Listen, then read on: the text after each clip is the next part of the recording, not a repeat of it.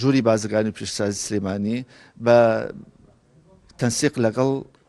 بەڕێوەبەراتی گەشەپێدانی پیشسازی سلێمانی هەستین کە ئامارێکی کامل و ڕوپێوێکی تەواوەتیمان لە پارێزگای سلێمانی کرد بە پارێزگای هەڵەبجەش و گەرمیان و ڕاپەڕینیشەوە. ئێستا خۆشببختانە لەبەر دەستمانایە ئەمە تاوان ئەمە ئەبرێ بیرێتە دەست لایانی پەیوەندیدار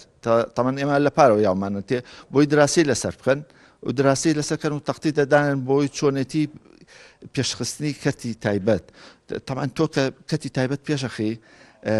ئەرک لەسەر حکومەتیش کەمەکەیتەوە هەلی کار دروستەکەی سەر و سامانی وڵاتەکە و ناچێتە دەرەوە ئەمە لەسەر و ئەساسە ئێمە ئەو ڕوپیەوەمان کرد هەموو پرۆژەکانێکە لە شاری سلێمانیا هەیە بەڵام یعنی کە تۆ سەیریەکەی هەسەکەی تەماشاکەی